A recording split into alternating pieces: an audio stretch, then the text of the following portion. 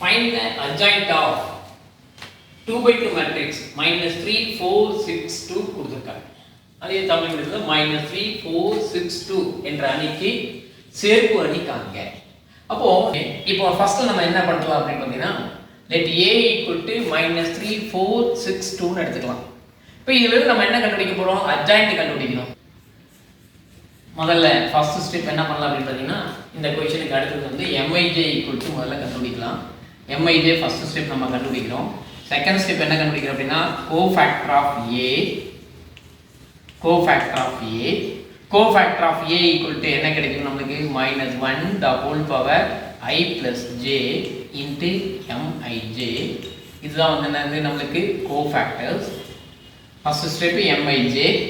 அடுத்த ஸ்டெப் என்ன கண்டுபிடிக்கிறோம் cofactor of a equal to இங்க வந்து மைனர் மேட்ரிக்ஸ் னு சொல்றோம். மைனர் மேட்ரிக்ஸ் அடுத்ததான் என்னது cofactor of a find out பண்றோம். மைனர் மேட்ரிக்ஸ்க்கு சைன் கொடுத்தோம் அப்படினு பார்த்தீங்கன்னா cofactor of a கிடைக்கும். அடுத்து தேர்ட் ஒன் எடுத்துறோம் அப்படினு பார்த்தீங்கன்னா adjoint of a equal to cofactor நம்ம என்ன எழுதுறோம் இங்க கேபிடல் Aij ன்னு எழுதுவோம். அப்போ கேபிடல் Aij இதனுடைய டிரான்ஸ்போஸ். ஃபர்ஸ்ட்ல mij, அடுத்து cofactor of a equal to capital Aij கண்டுபிடிக்கிறோம். adjoint of a equal to Aij னுடைய டிரான்ஸ்போஸ். அப்போ mij மைனர் மேட்ரிக்ஸ் நம்ம கண்டுபிடிக்க போறோம். சிற்றணி கோவை அப்படி சொல்லுவோம் தமிழ்ல. அப்போ சிற்றணி கோவை நம்ம எழுதுற போது ஃபர்ஸ்ட்ல என்ன பண்ணலாம் அப்படினு பார்த்தீங்கன்னா mij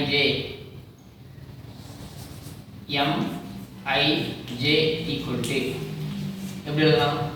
இதுக்கு ஃபர்ஸ்ட் ரோ எடுத்துக்கிறோம். ஃபர்ஸ்ட் எலிமெண்ட் எடுத்துட்டோம்னா ஃபர்ஸ்ட் ரோ ஃபர்ஸ்ட் காலத்தை ஒமிட் பண்ணோம். ஃபர்ஸ்ட் ரோவையும் ஃபர்ஸ்ட் காலத்தையும் ஒமிட் பண்ணோம் அப்படினா 2 கிடைச்சிரும். இது 2. அடுத்து ஃபர்ஸ்ட் ரோ செகண்ட் காலம் எடுத்துட்டோம் அப்படினு பார்த்தீங்கன்னா என்ன பண்றோம்? ஃபர்ஸ்ட் ரோ செகண்ட் காலத்தை ஒமிட் பண்ணிட்டோம் அப்படினு பார்த்தீங்கன்னா 6.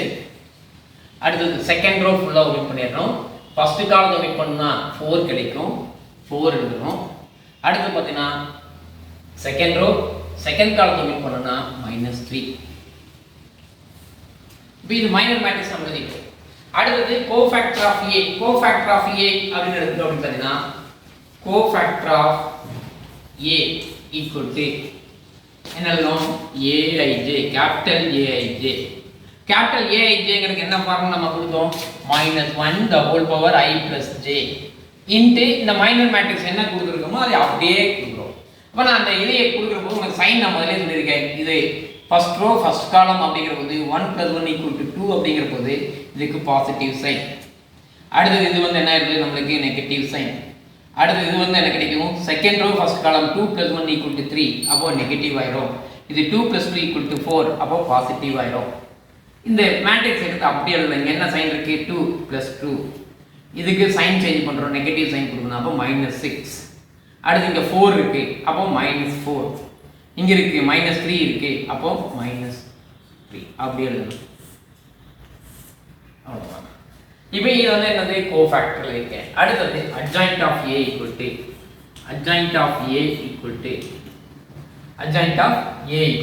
எப்படி எழுதலாம்?